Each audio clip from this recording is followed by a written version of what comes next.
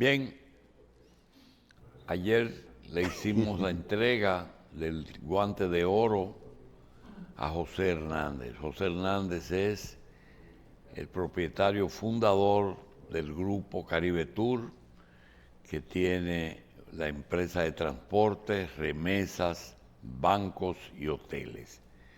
José Hernández es el fruto del trabajo, sencillamente del trabajo. Es muy difícil, muy difícil usted poder levantarse y decir qué satisfecho estoy de lo que he hecho solo.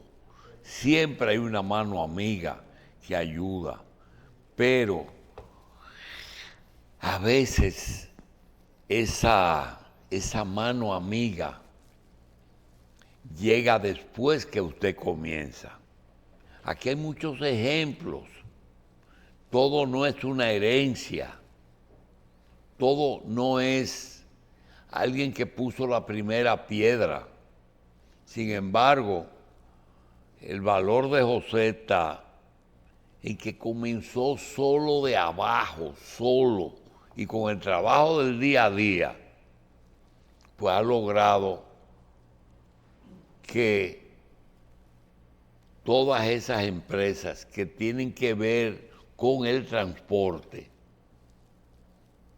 porque cuando tú ves que es una empresa Caribe Pack, que es porque aprovecha el vehículo que viaja al interior para repartir los paquetes. Cuando tienes las remesas es porque tiene una línea de autobuses que viaja a todas las localidades del país. Así que todo es lo que conocemos como empresa piramidal. A José lo felicitamos porque relativamente ha logrado un emporio a una edad relativamente joven. Y si la persona que está viendo esto que usted dice es alguien que llegó a montarse en los primeros Mitsubishi de Caribe Tours cuando el edificio todavía estaba en obra gris, sabe bien de lo que estamos hablando, doctor, porque precisamente fue algo innovador, porque ¿cuál era la alternativa que había antes para viajar al interior? Irse al Parque de las Avillas, si era para el Cibao, o irse para el Parque Enriquillo, si era para el este, y a veces para el sur en la Duarte. Pero fue innovador. Cuando tú ves, por ejemplo, el caso contrario de aquellos que tuvieron la oportunidad de continuar una obra, pero a veces por razones que ellos no tuvieron la culpa, a veces hay familias y hay grupos que lo que tuvieron fueron hembras en una época en que a las mujeres no se les dio la oportunidad de dirigir y de ser y dar continuidad a los grupos económicos. Igual que a lo mejor personas que tuvieron la oportunidad, hoy la gente no sabe ni qué pasó. Miren, aquí en República Dominicana, y que me perdonen los descendientes, pero los ejemplos hay que ponerlos. Aquí había 3 rascacielos. ¿Qué son rascacielos? Edificios altos. Y estaban los 3 en la calle del Conde. Sí. Después fue que vino Juan Bernal, que hizo Naco, ¿verdad? Pero durante muchos años, el edificio Vaquero, el edificio 10 y el edificio Copelo, eran los 3 grandes edificios de la capital dominicana. Pero yo le pregunto, ¿dónde están los Vaqueros? ¿Dónde están los Copelos? ¿Y dónde están los 10?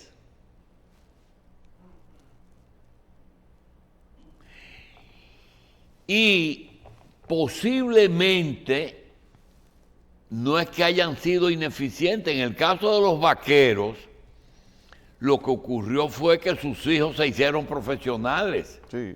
Un psiquiatra, un arquitecto, un político, y no se dedicaron. Copelo, el último que oí fue un narrador, un comentarista deportivo, creo, ¿verdad?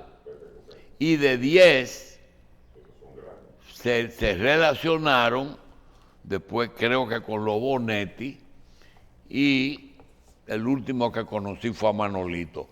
Lo que quiero señalar es que hay algunos que sí que fueron ayudados, pero aprovecharon la ayuda porque trabajaron. El mejor ejemplo es Fran Rainieri hizo un país dentro de otro país.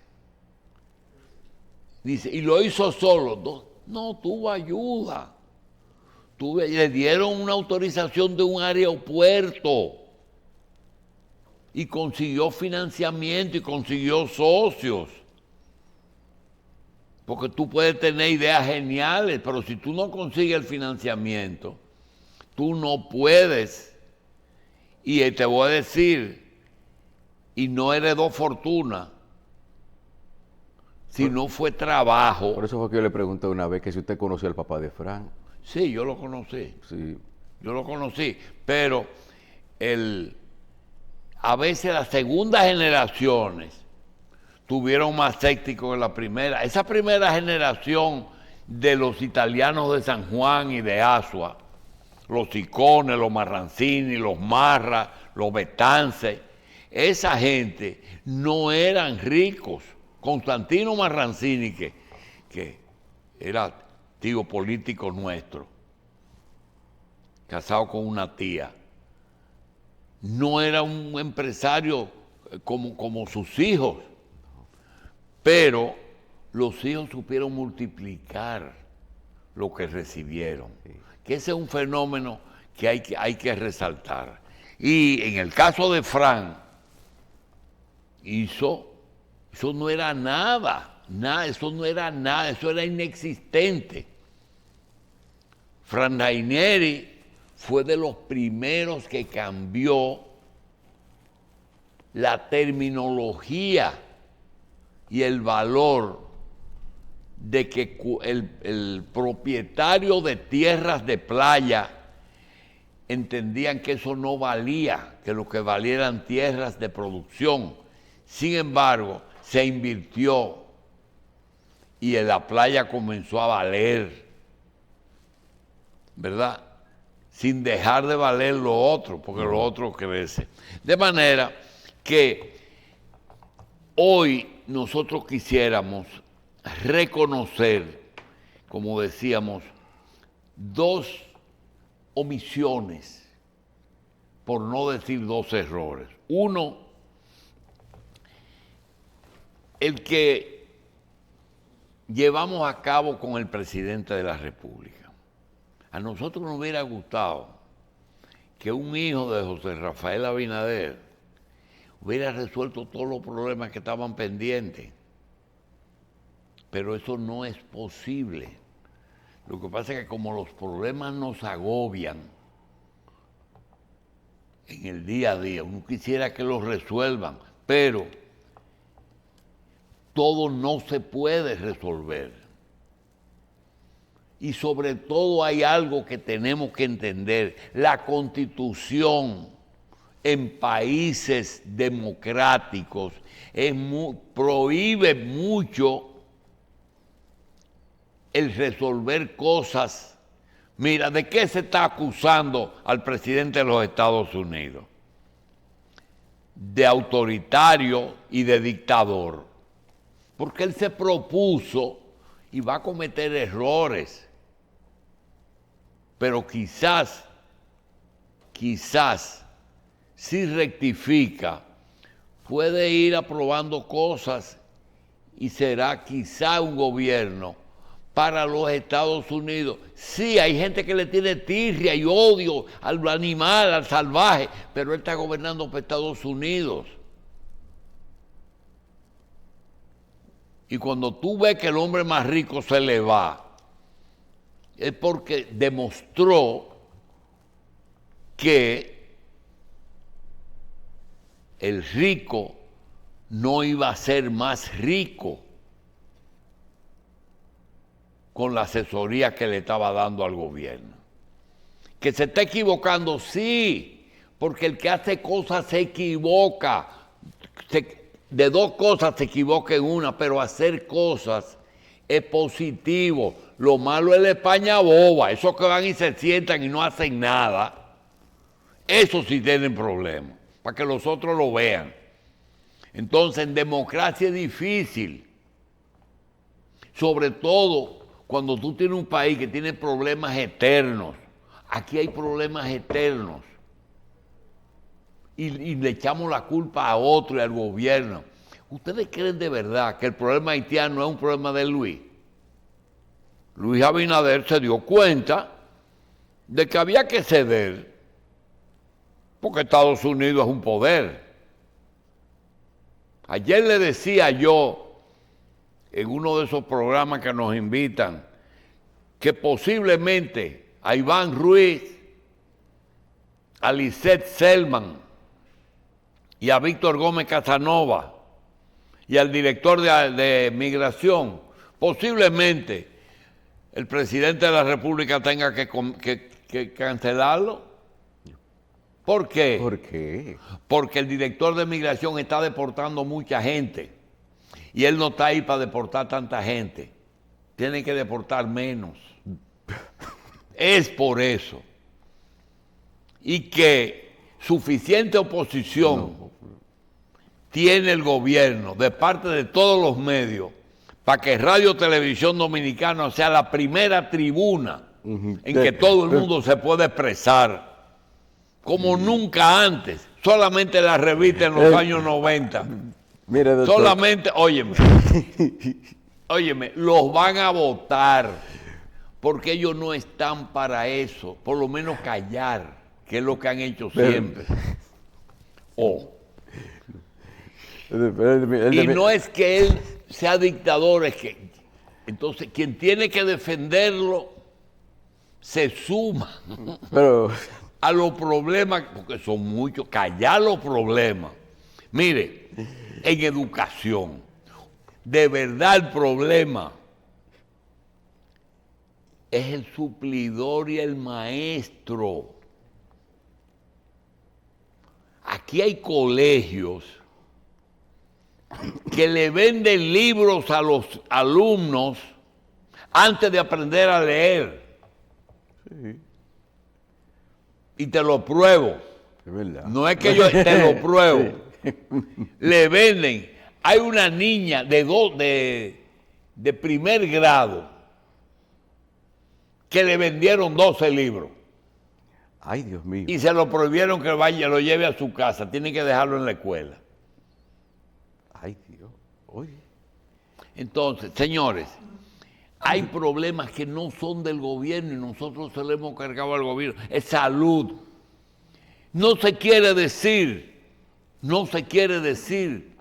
que el problema de la salud, la única forma de tú mejorarla y que el paciente reciba más beneficio y tenga menos copago y menos problemas,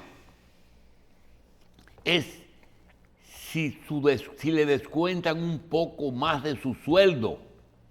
Pero para descontarle más de su sueldo y de su pensión, tienen que subirle el sueldo. Entonces eso no se puede. Y no se quiere decir. Y yo le echo la culpa a Abinader, ¿verdad? Porque tiene que hacer un aumento salarial que el Estado y un salón de belleza no puede poner un salario de 40 mil pesos. Pero el mismo Banco Central le dice que 30 mil pesos es lo que se necesita, 1,000 pesos diarios para comer. El cálculo inflacionario, sí. Pero yo te puedo decir ahora mismo, hay una persona que consiguió un trabajo de Sena vivía justamente en la 19 de marzo entre Virginia y Noel. Tú vivías ahí, ¿verdad? Consiguió un trabajo ahí.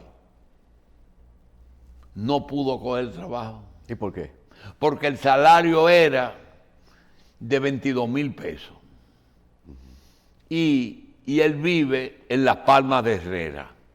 Oh, se le ve en pasaje. Y el horario era de 8 a 5. Entonces, ¿a qué hora tiene que salir de su casa? No, a las 5 de la mañana tenía que salir. ¿Dónde coge la cosa? ¿En Las Palmas? En Las Palmas. No, tiene que coger un motorcito hasta el metro. Hasta el metro, y que el metro lo ¿Y deje se queda dónde?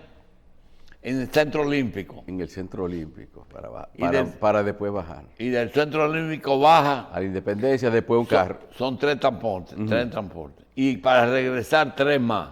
Sí. Una picadera para desayunarse y un almuerzo. Se fueron los 22,000 pesos. Sí. Ya. Entonces, no es el gobierno el que tiene la culpa. Pero yo tengo que echar la culpa a alguien. El problema de la corrupción en un país donde el cargo público es el premio al triunfo electoral. ¿Cuántas personas hoy están disgustados porque eran del PRM, fueron a la Marcha Verde, eran del sector externo y no le dieron trabajo? Y están bravos porque todo el mundo no ocupa en la guagua. Sí. Entonces, ¿cuál gobierno no cogió prestado? ¿Cuál gobierno no trató de reelegirse? Entonces, ¿cuál gobierno no fue financiado por el juego o por el narco? ¿Cuál? Hoy aparece una fotografía en las redes del presidente Mejía con Quirino y otra fotografía de Luis con el de La Vega, ¿verdad? Conmigo. Y otra de Leonel con el de España, con Arturo del Tiempo. Arturo del Tiempo. Ah, ellos no sabían quién era. Entonces, y dicen que Danilo Concesa era el abusador. Entonces, el problema que nosotros fallamos es que le hemos hecho una carga a un solo. Sí, sí. ¿Es Leonel la figura impoluta que debe gobernar el país ahora? Tenemos que negociar eso, porque no podemos traer ni suizos, que ya no son tan santos tampoco, porque ahí era que se hacían la cuenta sucia. El en paraíso Suiza. fiscal, sí. O ahí era que se hacían los mejores chocolates, pero con Sí, cacao. con de cacao otro de aquí, sitio. sí. Mira, Bien. doctor, usted ha dicho muchas cosas. Y yo, como usted dice, que yo siempre ando buscando Sí, por otro lado, pero es interesante. la otra arista. Y yo digo, oiga, doctor, hay una buena parte de todos esos problemas que arrancan a partir del momento en que en la mente de alguien dice, ¿cómo yo me voy a ganar unos cuartos? ¿Usted ha visto?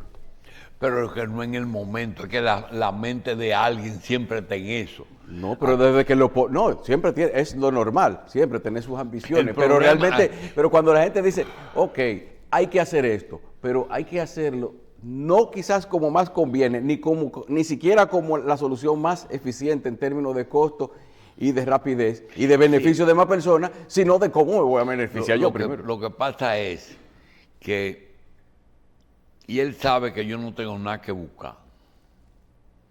por decirlo, pero no me canso de decir que Pepín es una Biblia, porque todo el mundo lo que esté buscando es suerte, oportunidad.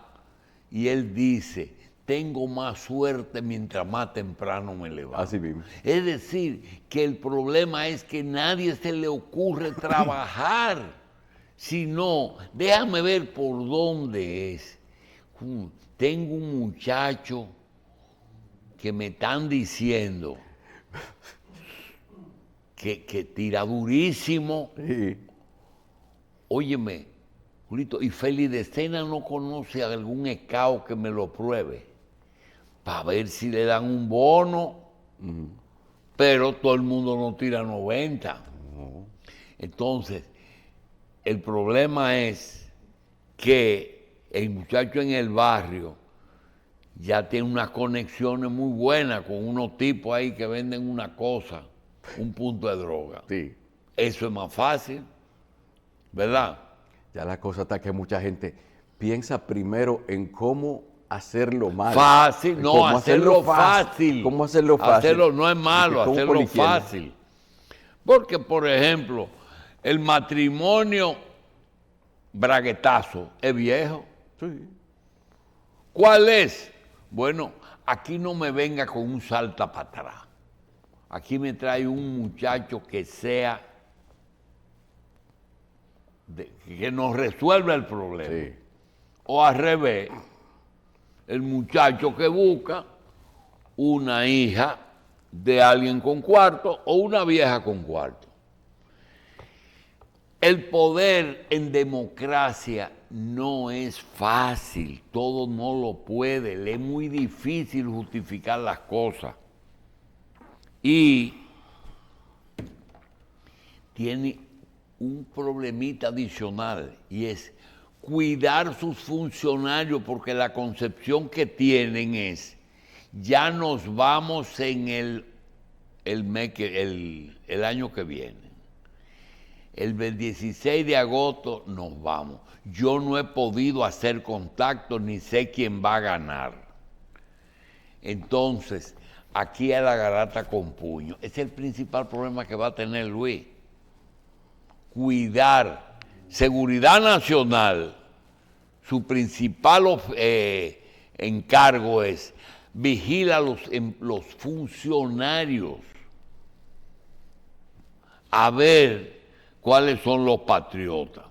Bueno, eso es más o menos lo que nosotros le cargamos a Abinader, y que a lo mejor él sí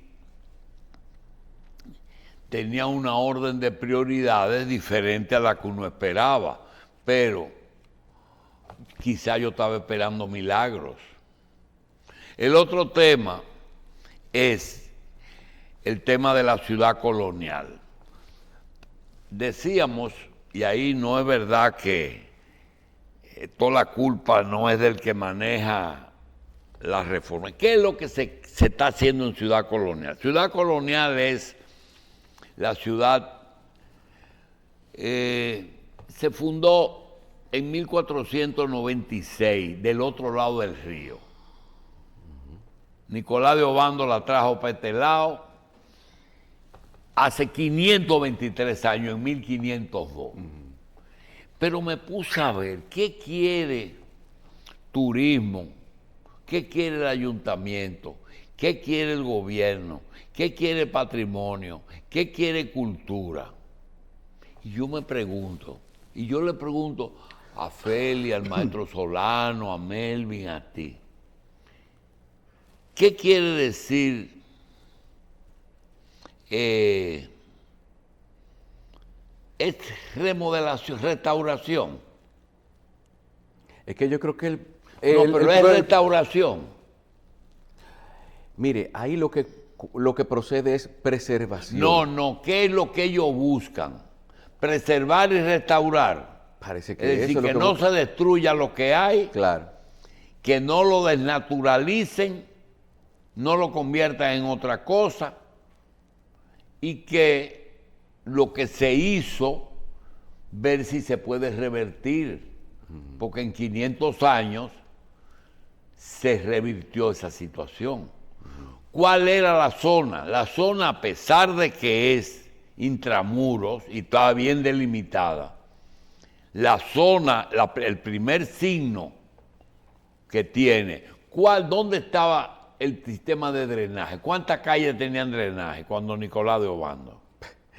Bueno, es que... Dos nada más. No, dos. Isabel la Católica y las Damas. Más nada. Isabel la Católica y las Damas. Ese era el sistema de drenaje. Eso no llegaba a la Sánchez. Eso vino después. Ahora, mi pregunta es lo siguiente. Yo te voy a mencionar alguna cosa y yo creo que tú me digas si existían o si no existían. Yo veo un hoyo que hay. En ese hoyo veo 3 o 4 tubos. Un tubo de agua, un tubo de desagüe, un tubo eléctrico, un tubo de cable, 3 o 4 tubos. Y te pregunto, ¿había computadora? No. ¿Había televisión? ¿Radio? No, nada. ¿Radio? No había radio. Radio no. ¿Había electricidad? No. ¿Había electricidad en 1492? No. ¿Había vehículo de motor? No, el vehículo motor es 1800 sí. Y finales de 1800. De hecho, si usted va a unas ciudades contemporáneas con el tiempo en que se construyó la zona colonial, se encuentra que son prácticamente callejones, porque eso nada más se contemplaba el espacio para el caballo. Sí, pero, esta fue muy moderna, porque tuvo muchas calles anchas. Yo la quiero hablar en detalle, porque si lo generalizo, no vamos a tener una idea de lo que pasó. ¿Qué es lo que ellos quieren y qué yo quería? Lo único que yo le puedo criticar es el tiempo. Se han dedicado solamente a impedir que realicen nada para que no naturalice. Pero yo sigo preguntando, ¿la ciudad colonial es un museo? No. No es un museo. O sea, tiene características de preservación cultural, sí, pero un museo tiene que cumplir con ciertas normativas de ordenamiento de exposiciones y cosas así, pero no, pero... Si era el caballo y el coche, debe ser peatonal, entera, como otras ciudades en España y en Francia. Hay muchas que son peatonales, pero esa... en lugares donde se supone que la gente tiene que desmontarse y apreciar, debería haber zonas peatonales, pero esas son zonas donde hay vehículos que tienen que entrar a dar algún servicio. ¿Debe de tener parqueo? Sí, debe tenerlo, sí. Si no dentro, por falta de espacio, por lo menos en las inmediaciones. ¿Debe ser una zona comercial? Pero no de alta densidad, podríamos decir. ¿Debe ser una zona turística? Sí, claro que sí. ¿Debe ser una zona de entretenimiento? Sí, hasta cierto nivel, sí. O sea, con una oferta, vamos a decir, apropiada al ambiente en que se encuentra. ¿Debe volver al coche y al caballo? No necesariamente, doctor. No necesariamente. Todas las preguntas que tú has contestado no son definitivas. No, yo sé que no. ¿Tiene un puerto? Tiene puerto, sí, el puerto por la entrada. ¿Todas las calles, todas deben de ser peatonales? No, pero algunas sí deberían serlo. Bien. Es una zona que debe de ser religiosa, 5 o 6 iglesias y catedrales. No exclusivamente, doctor, porque es que eso debería promoverse de una manera tal de que como la parte de lo que son las primicias se debe establecer. Yo mismo le he preguntado, doctor, ¿y tanta gente había aquí? Porque en una sola de las iglesias de la zona colonial hay espacio para lo que era la población completa de la zona que asistiera a un oficio religioso. ¿no? La importancia de la representación de cada orden religiosa. Cuando se hizo originalmente como se debe restaurar, existía un acueducto para la capital. Había un acueducto. ¿A dónde estaba? El acueducto de Liendo, que se tomaba el agua desde la parte de donde están atrás de las ruinas de San Francisco. Por ahí era que se tomaba el agua de una noria. Y por ahí hay una calle que le dice La Noria. Por ahí bajaba el agua y se llevaba hasta esos lugares. Pero el resto tenía que buscarla de los amas. Había que buscarla. Sí, sí. Del Alcázar de Colón se iban a bañar al Timbeque. Y dime una cosa, ¿y cómo la gente de noche veía? ¿Con qué se alumbraban? Oh, con lámpara de un aceite o queroseno. No, queroseno no es muy reciente, no, pero ¿Querosén? No, querosén es muy reciente, pero había alumbrado público de candiles, podríamos decir. Con aceite, ¿verdad? Con aceite. Ah, ya. ¿Y las tiendas que están ahí, de qué vender? Deberían ser Y la gente debería de comprar ropa y vestidos y jeans ahí, ¿verdad? artesanía y cosas representativas del país, debería ser mejor. Y hay pozos ahí. ¿Usted se acuerda de un hoyo que había frente al parque, que debe estar ahí todavía frente al Parque Independencia? Y hay cisternas. Yo nunca supe para qué era el hoyo ese. Sí. Si tú fueras director de eso, fuera un desastre. Sí, yo creo que sí. Porque tú no sabes lo que vas a hacer. Bien. Lo que sí yo creo, doctor, que en ese grupito de gente que usted menciona a cada rato aquí, de los que están encargados, que turismo, que patrimonio, yo no creo que haya un historiador ni un asesor. ¿Y tenía letrina o inodoros? De letrina, doctor. Tenía letrina, pero el Palacio de Versalles no tenía. Y tiraban la cosa para afuera. No, que la tiraban para... No. Las casas más... Un rey que se bañó 2 veces en su vida. 2 veces. Y María Antonieta era 1 vez al mes. El baño no era una cosa muy frecuente. El perfume no era un interés de oler bien, sino de tapar el bajo. Sí. Ay, me equivoqué. ¿Qué? Todo está muy bien en Ciudad Colonial. Todo estaba volviendo a sus orígenes. Mire, usted sabe que cuando le iban a vender, cuando estaban estudiando la anexión de República Dominicana a Estados Unidos y la venta de Samaná, aquí vino un señor que era un delegado del gobierno americano que tenía buenas habilidades para el dibujo, llamado Samuel Hazard, y que él se encargó de dibujar todas esas propiedades que usted vive diciendo de la zona colonial, que por lo menos nos deja un recuerdo de cómo se veían entonces, y yo creo que debería ser en cierta forma una guía de cómo deberían preservarse al día de hoy. Quiero decir algo. Voy a convertirme en un nuevo pide perdón.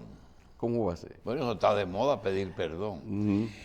Una vez yo editaba una revista médica y un número de los que editamos, hicimos un editorial que decía: en caso de accidente, no me lleven al Darío Contreras. Entonces, yo quiero confesar que todo lo que he hablado, lo he hablado sin una base, porque yo nunca debí de volver a entrar a esa zona. ¿Por qué? ¿Y a qué? Pero ¿a qué? Es que el asunto es que por la importancia cultural de ese lugar, ya es algo que... Ya yo me la sé. Y otra cosa. Pertenece a todos. En caso de emergencia, como los viejos uno no sabe en qué momento le da una sirimba a uno, ni pasar para que no lleven al padre Villini a uno. ¿Verdad? Sí. Esas son las dos cosas. Es decir, uno es que se busca los problemas. Y hacer lo que hace Félix, que se fue hace 30 años de ahí y no ha vuelto. Míralo allí. No, ni pasa. Se hace por invivible el asunto. Sí. Y mire, doctor. ¿Tú has vuelto? Que siempre se... Tú no has vuelto. Que ¿A dónde? Sí. A comer. A comer. Hasta el mesón de Bari quitaron de ahí. Quitaron panaco. No, hay cosas que se preservan, o por lo menos algunas que solamente quedan en el recuerdo, pero el doctor. asunto es que Doctor, es que la tendencia de la gente que, los cascos antiguos de las ciudades, hay gente que dice que es importante lograr una integración de los residentes a las actividades que se desarrollan ahí. O sea, no sacar a la gente que vive ahí y convertirlos en promotores de la cultura, que sean ellos quienes le hablen a la gente. ¿Y de qué van a vivir? No, pero ¿Y de qué van a vivir? El gobierno óyeme, le puede pagar a esa gente para que orienten. Óyeme, Carlos, son los mejores guías turísticos, Carlos, doctor. Tú estás votado como director de patrimonio cultural. Ay, sí. Tú no tienes la menor idea. Y no me interesa, porque tú sabes que a mí no me gusta trabajar para gobierno. Mi error fue que yo estaba pensando en una remodelación. Y es una preservación de lo que había. Y todo aquel que atente contra lo que existía es un peligro. Entonces, nosotros no podemos negar que se está haciendo lo que se están tardando. Bueno, ese es otro problema. Pero están haciendo lo que tienen que hacer. Lo mismo de Abinader. No puede hacer más de ahí. No puede hacer más porque ninguno ha hecho nada. ¿O tú te crees de verdad que Leonel Fernández va a resolver el problema de aquí? ¿De verdad tú te lo crees? No. Bien, señores. Nunca antes habíamos tenido una etapa de bombardeo de fuego cruzado diario, ininterrumpido,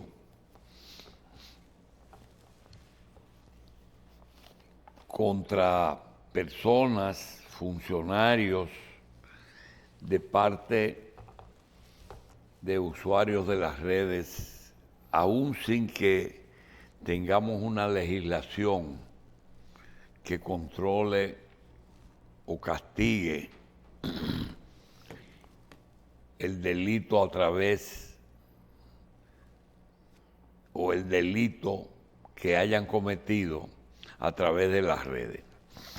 Sin embargo, nos hemos sorprendido de la cantidad de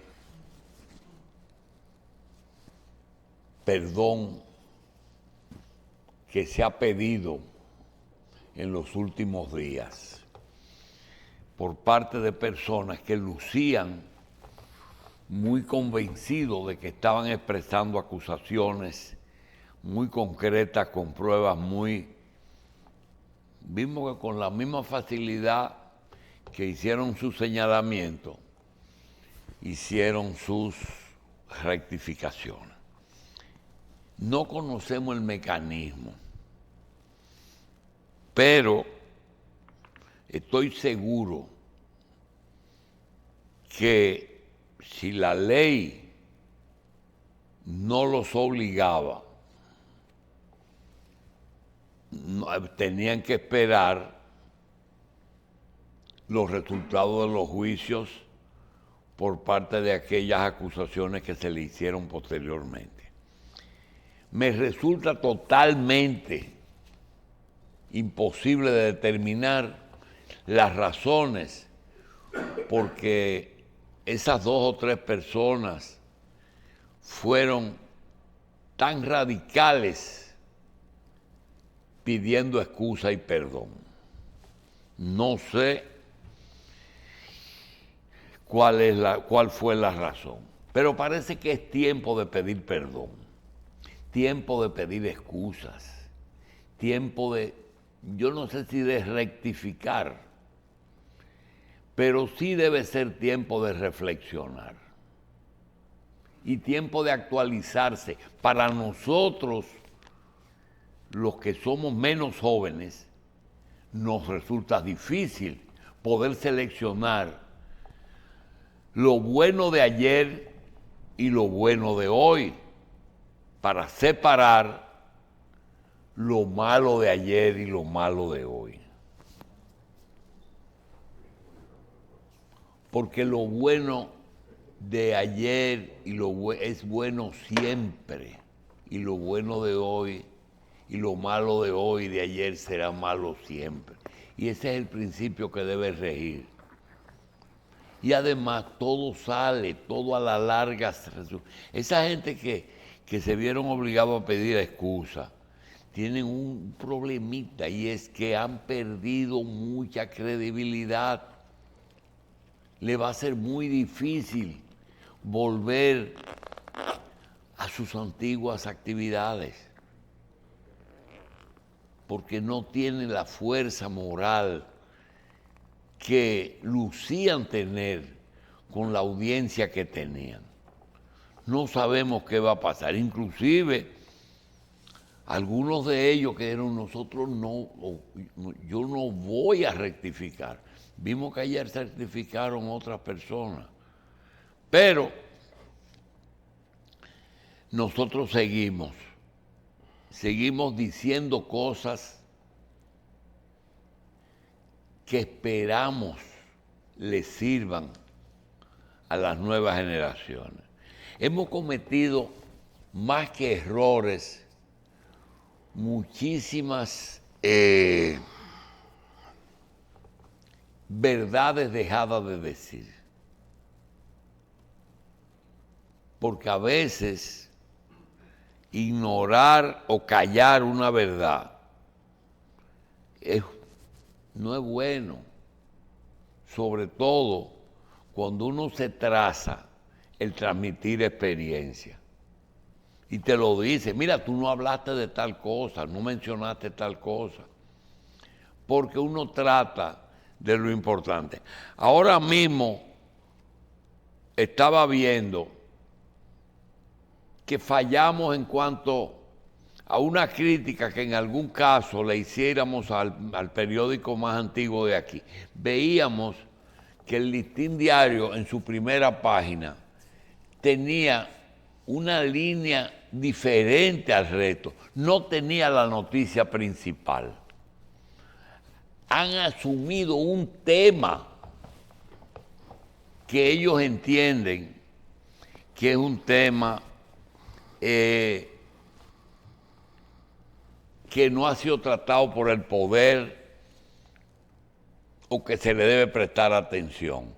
Y cada día te hablan de algo como tema principal y lo han ido demostrando. Nosotros nos hemos dado cuenta quizá un poquito tarde. Ellos cogieron el fentanilo y cuando aquí nadie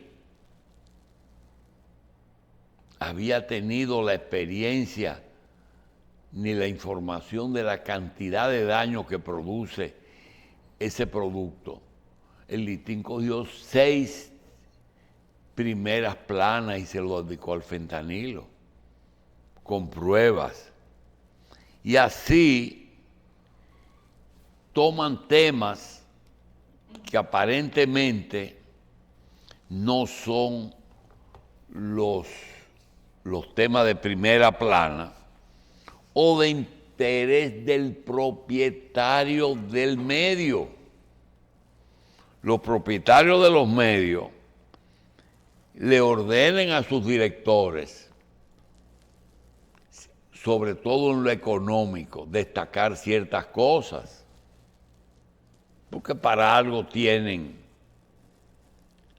el medio. Hemos dicho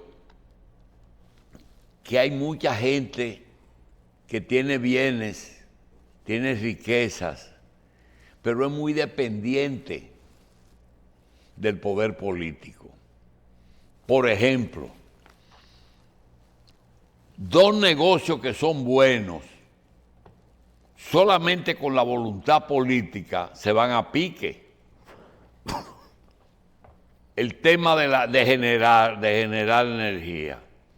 Si un gobierno decide que un generador tiene que dejar de generar o perjudicarlo, lo hace. Quizás no lo quiebre porque ya es mucha la riqueza que tiene acumulada, pero le hace daño. Sin embargo, aquí hay ricos grupos, empresas que no necesitan a los gobiernos y que los gobiernos los necesitan a ellos. Termino el segmento diciendo que no es solamente Vicini y Corripio, es que en azúcar y en tierras, Romana no necesita al gobierno, que en construcción Manuel Estrella no necesita al gobierno, el gobierno lo necesita a él, que ya Rainieri creció tanto en turismo que no depende del gobierno, que el gobierno depende de él, aunque el gobierno lo haya hecho del tamaño que es. Y que en transporte, José Hernández no necesita el gobierno. Tiene ya una dimensión, un tamaño que supera todas las expectativas.